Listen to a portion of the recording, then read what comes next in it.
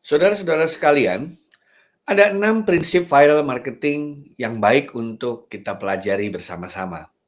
Keenam prinsipnya adalah sebagai berikut. Prinsip pertama yang sering dikatakan sebagai prinsip give away valuable products or services. Kita tahu bahwa dalam dunia digital itu memberikan sesuatu secara gratis itu mudah dan murah. Karena yang kita berikan adalah file-file digital yang untuk membuatnya tidak membutuhkan banyak kos atau biaya. Memberikan e-book, memberikan email konten yang bagus, memberikan software program, memberi kesempatan mereka untuk mencicipi layanan digital kita. Itu biasa dilakukan dalam konteks viral marketing. Karena dalam viral marketing yang penting, yang pertama adalah mereka bisa mendapatkannya secara gratis dulu, karena kita ingin membutuhkan bantuan mereka untuk memviralkannya.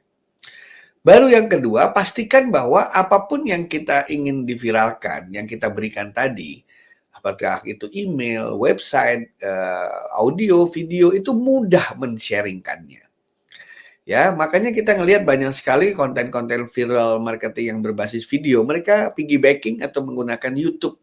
Karena mungkin lebih mudah bagi orang untuk mengirimkannya. Demikian juga kalau orang mengirimkan lewat WA begitu ya. Banyak saya lihat orang mengirimkan lewat WA adalah poster yang dikirim. Itu biasanya sulit bagi yang bersangkutan untuk mengakses atau mencobanya sebelum dia memviralkannya.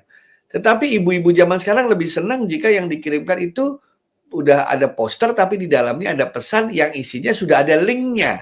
Sehingga dia tidak perlu membuka-buka lagi browser untuk menulis alamat, tapi tinggal klik link itu, maka dia bisa melihat apa yang pesan yang dikirimkan, sehingga dia mudah untuk memviralkannya. Jadi menentukan hal-hal penting yang mudah untuk dinavigasi sangatlah penting. Ya, tidak sekedar bagus-bagusan ya, karena kemudahan juga sangat penting bagi seseorang untuk mau mengakses, membaca, dan memviralkannya. Ketiga adalah membuat itu mudah untuk dikembangkan, scalability istilahnya. Banyak aplikasi yang hanya bisa untuk 100 orang. Begitu lebih dari 100 orang aplikasinya hang. Atau kalau kita pakai Zoom bisa cuma sampai 100, sampai 500, sampai 3000. Ketika lebih dari itu hang. Saudara-saudara sekalian, dalam konsep virality, dalam konsep marketing yang berbasis viral, itu orang yang akan berpartisipasi itu adalah eksponensial. Jadi kalau kita membuat aplikasi tertentu supaya orang join ke sana, atau membuat program tertentu supaya trafficnya lari ke sana, traffic viralnya, pastikan sistem yang kita buat itu scalable. Artinya bisa menampung sebanyak mungkin orang yang akan berpartisipasi dalam viral marketing kita. Selanjutnya adalah yang namanya leverage common motivation. Apa itu? Ada dua yang selalu membuat orang itu mau menyeimbangkan ya antara fear dan greed katanya. Orang itu selalu sebagai manusia itu antara satu keinginan untuk rakus mendapatkan sebanyak-banyaknya, tetapi takut karena takut ada resiko yang dihadapi. Jadi memanfaatkan greed and fear ini adalah cara yang paling bagus dalam viral marketing. Jadi misalnya Anda ingin mengirimkan suatu berita yang sangat unik tapi kritis. Anda khawatir nanti kalau yang menyebarkan juga kena undang-undang ITE. Maka yang kita sampaikan semua berbasis data dari sumber sekunder misalnya. Saya mendapatkan berita dari si X, dari si Y, dari si Z, sehingga kalau ini dikumpulkan bisa menghasilkan kesimpulan seperti ini, misalnya seperti itu. Sehingga nanti kalau dia dituntut atau apa, dia mengatakan bahwa saya mengambil dari sumber sekunder, saya menceritakannya kembali. Nah, kalau kita bisa memanfaatkan antara greed and fear itu tadi, maka konten kita bisa menjadi sesuatu yang diviralkan.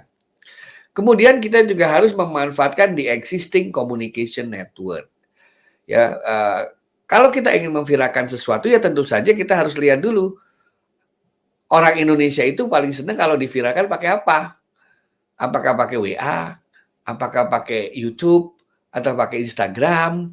Ataukah pakai Facebook? Ataukah pakai Twitter? Nah, tergantung berita apa di kalangan apa. Dari situlah pemilihan network atau jaringan virality itu sangatlah penting. Dan yang terakhir adalah manfaatkanlah mitra-mitra Anda. manfaatkanlah sumber daya yang Anda miliki untuk membantu memviralkan ini semua. Setiap perusahaan, setiap manusia pasti punya teman, punya mitra yang bisa diajak kerjasama untuk membantu memviralkan suatu berita. Nah, strategi yang biasa dipakai dalam melakukan viral marketing terdiri dari 9 langkah utama. Langkah pertama adalah menentukan dulu target audiens kita siapa, seperti apa karakteristiknya, kita analisis kebiasaan-kebiasaannya, ya, kemudian media sosial apa yang dia pergunakan, ya, bagaimana dia membuka atau mengakses media sosial itu setiap hari, kita pelajari itu langkah pertama. Baru langkah kedua kita brainstorm di kalangan kita sendiri, goals kita apa. Ya, apakah goals yang penting mereka tahu berita kita seperti apa atau ada lanjutannya. Apa itu misalnya? Mereka tahu dan mereka melakukan sesuatu. Jadi targetnya adalah action. Setelah itu barulah kita membuat strategi. Karena ini goals yang kita inginkan, orangnya seperti itu, kita ada di sini, bagaimana strategi pencapaiannya. Baru kita membuat strategi di langkah ketiga. Kalau strategi sudah di-create, baru keempat yang namanya design and develop.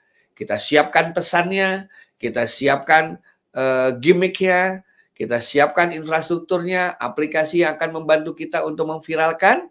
Barulah kemudian kita kelima, kita menggunakan yang namanya optimize conversion. Optimize conversion itu bagaimana kita mengubah desain dan develop dari pesan kita itu menjadi suatu berita yang optimize dipakai untuk berbagai instrumen sosial media yang kita pilih.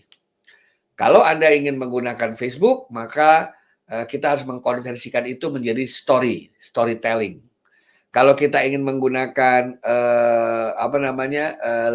LinkedIn, harus kita anggap sebagai bagian dari professional activities. Kalau kita ingin menyebarkannya lewat Twitter, maka kita harus mengutamakan relationship beritanya itu.